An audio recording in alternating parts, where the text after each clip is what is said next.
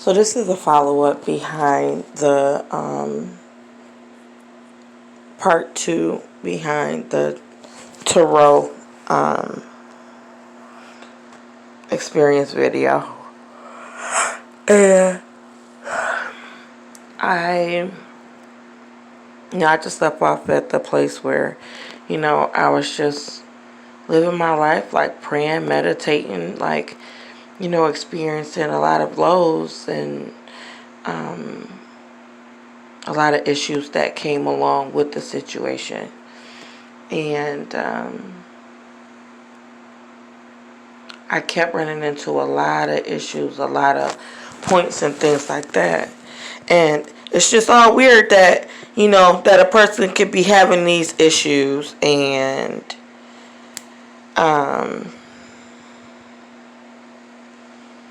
a person could be having these issues on a job. I was into the astrology, like super, like interested in learning it and exploring it when I knew people and friends that were into it, that were getting into it and doing their thing. And I would just try. I would try really hard to try to keep from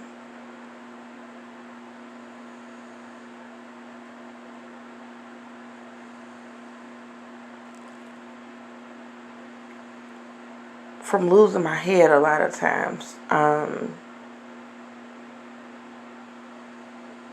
know that there were a lot of instances and situations that left me in a place where, I've never been weak. I never really honestly had to be weak in my life. So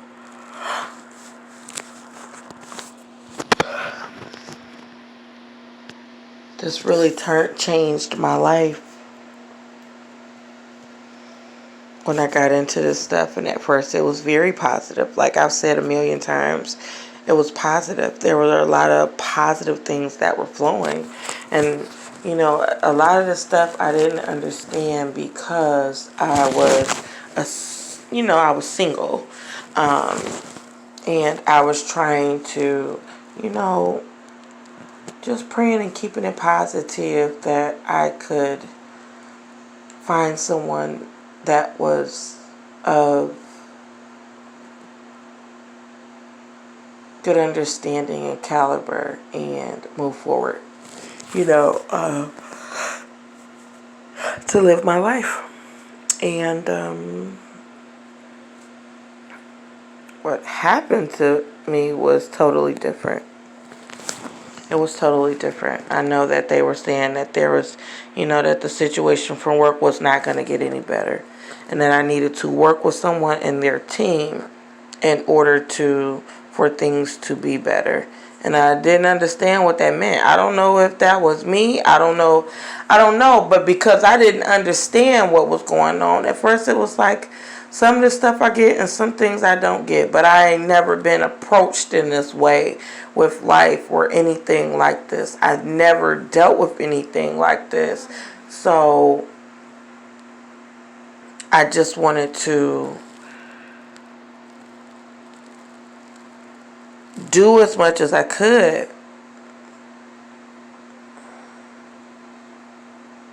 to just continue to try to be a good person, a good loving person. And what happens is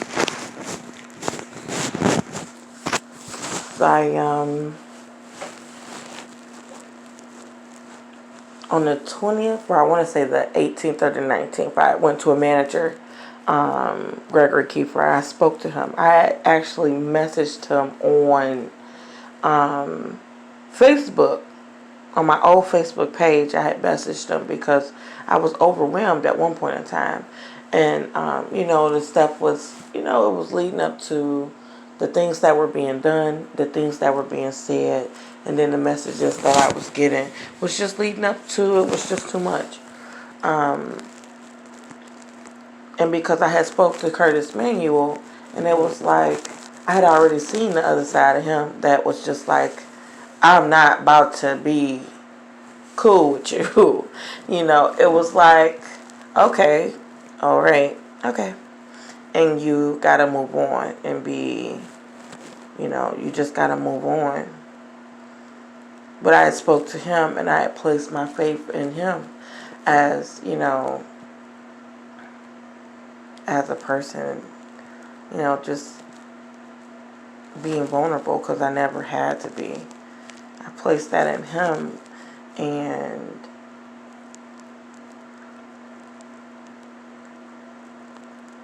I don't know. Like after time of things not moving, things are starting to move, and it's just like, wow. Wow. Wow.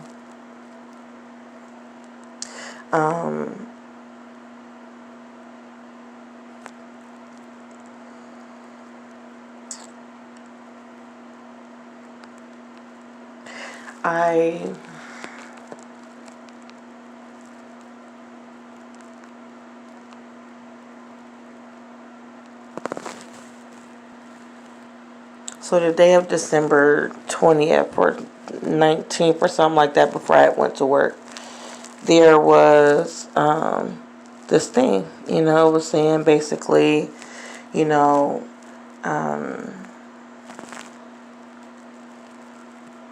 told me a little bit of something about the stuff that had actually ended up happening on December 20th, which was the manager walked over to me and was like, if I never see you again, Merry Christmas and a Happy New Year, and try not to get into any car accidents. And I was like, that's weird. Like somebody would just say something like that. Along with a couple other situations that had kind of happened. And then there was another situation that happened concerning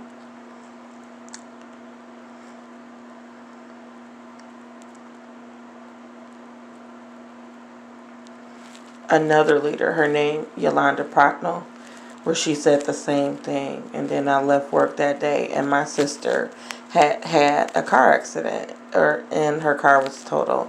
And I was like, wow, that's crazy. That's crazy. So I actually went and I had kind of cried to her and talked to her about, she was telling me about that experience, and she was saying some things that was very familiar to the things that I had experienced and my son was experiencing as well. So she handling that. So I'm steady getting messages. I'm still steady getting messages. And after that,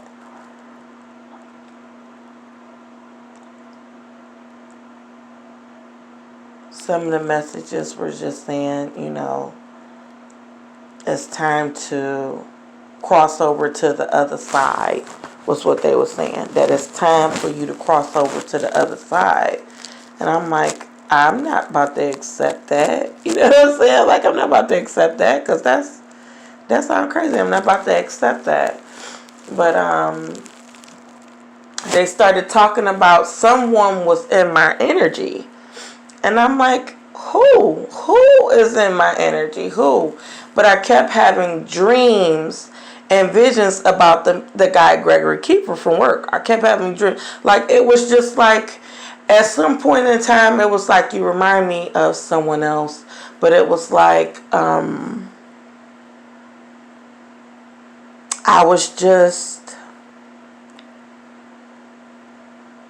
caught up. I was so caught up in trying to figure out what to do. I was so caught up, like, in the stuff that was going on at work and, my home life and my responsibilities, me working every single day, me having illnesses and stuff that I was dealing with. It took me, like, it just worked this way on me. I don't know what was going on. And then sometimes I felt kind of like weird, because it's like I ain't never felt attraction to someone like I felt attracted to this person, and I hadn't felt attracted to anybody in years. And I would go and I would talk to my friends about it that were into the spiritual stuff, into the tarot and stuff, and they would tell me, Candace is fine. You know, maybe it's just that time for you to get back in the dating scene, because I had been out of it for at least for 7 years since my baby was born. I had been, you know, talking to people and getting to know people, but I was not actively dating anyone. So I left it at that. And but I mean, we worked together, so I just did a lot of stuff. I tried to avoid him a lot because he looked like my child's father, and because, you know, he was nice. He was nice. He was very nice, and he's a handsome person, and he was nice. And so that makes you feel bad. Like, you're attracted to somebody. Sometimes you look at them, you mad because they look like somebody else you know, and you mad because there's a lot of situations that was going on that I felt like I wish he would have stood up for me in some kind of way. And maybe he didn't know the stuff was going on, but it was happening to me. And I was crying out, and I was talking about it, and I was writing letters and messages. And I just feel like you got to know that you just got to know. You got to know. So sometimes I felt like the same way I felt about my son's father. Like, you knew that I was hurting and that I needed help, and that I was dependent on you, but you didn't come through for me. And I was there for you, and I cared about you. But it was a hard situation. So I tried to avoid him a lot because of that. But I kept having dreams about him, like little visions or dreams about him, and it was weird. Sometimes I would hear his name, and he would be somewhere near. Like, I would hear his name, I would look up, and he would be somewhere near.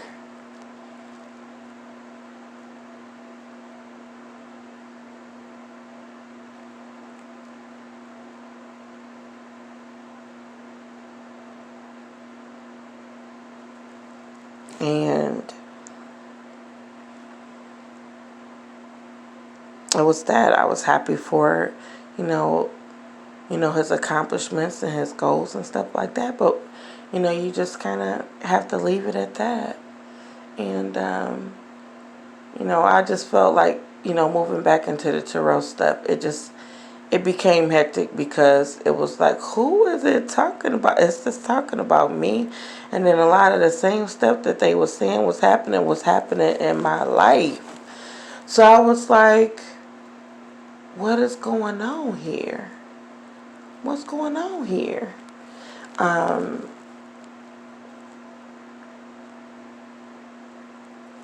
I let it go. Like, with that situation, with the people from work, that stuff that was happening. Now, leading up to, after that, I started getting other messages and stuff that was coming to my phone that was telling me, since I didn't get out of a situation, that I was going to be going through a whole bunch of stuff because I didn't get out of something. And I'm like, what? Like, what is it talking about? What are they talking about? What are they talking about? And so they started talking about something about I stole somebody's son. I took somebody's son. It was just all a blur to me.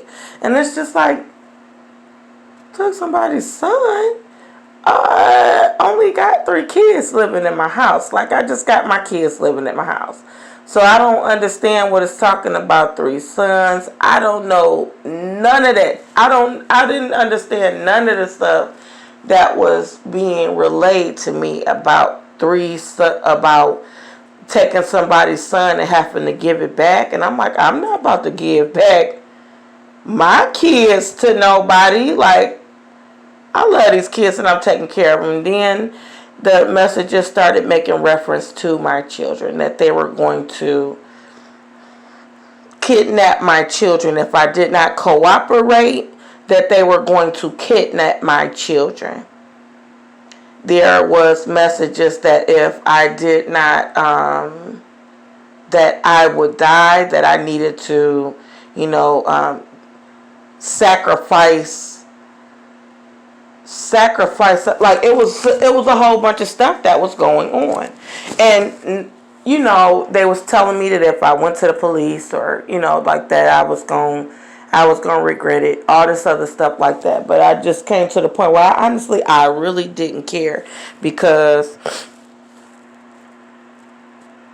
at that time I did care, because it was like, I'm trying to keep my children safe. I was exhausted and I was sick and I was dealing with a situation, the situation from work, and the fact that after the accident happened, I was like, I need to lay down. I was trying to get some time off of work so that I could just lay down, because I was just that tired.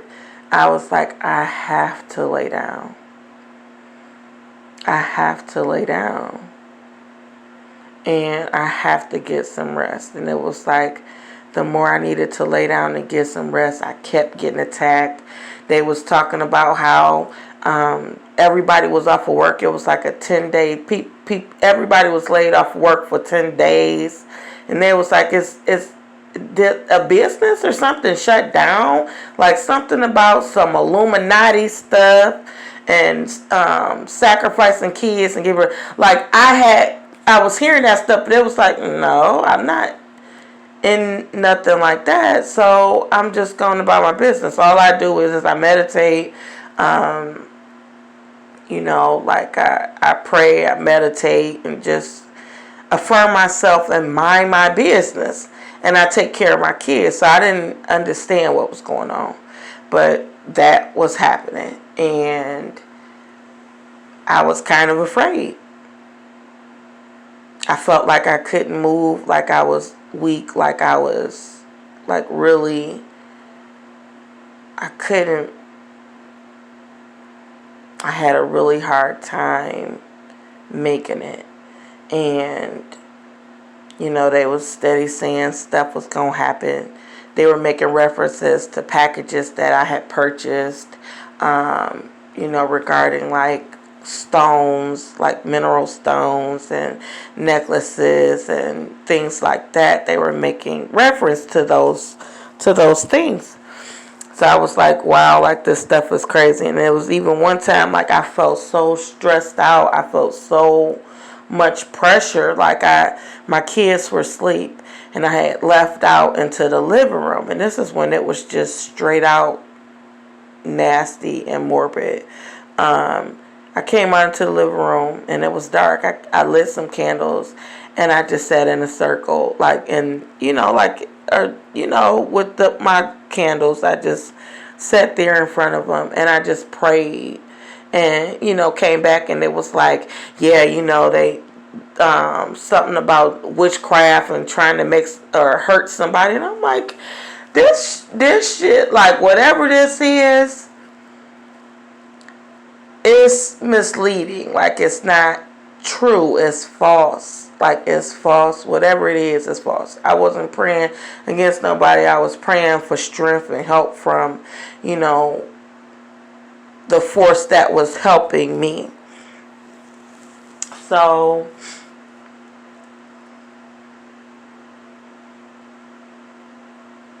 I just began like praying, and at this one point in time it talked about the incident that happened on December 26th. How they were saying that, I was praying, and there was messages that came to me, and they were like, you're gonna have to in order to have protection, or got something about God protecting you, which I had already knew that. Like, I had already knew and understood that, you know, I had the protection, but I was just so tired. I felt delirious, honestly. I did. I felt tired, and I didn't know what was going on. I didn't know what was happening. But, you know, I was hearing a lot of different things, and I felt a lot of pressure, in my body. I felt weak, and I felt a lot of pressure. And, you know, it's steady talking and saying all the little bad stuff that it was saying to me. And so and then it was like something was going to happen. Something was going to get a hold of me, and it was going to do all these things. It was going to get me, and I was going to, it was going to, eat me alive. So I was like, oh, okay, like, you know, I was stressed out, and I was kind of freaked out and scared, you know, through that stuff, because I had never experienced nothing like that. So the next day, you know, I was kind of, you know, just walking through my house, and you know what, I'm going to leave that to another video. But that will conclude this video, and I'll go and start another video concerning the December 26, 2019 incident. Okay, thank you.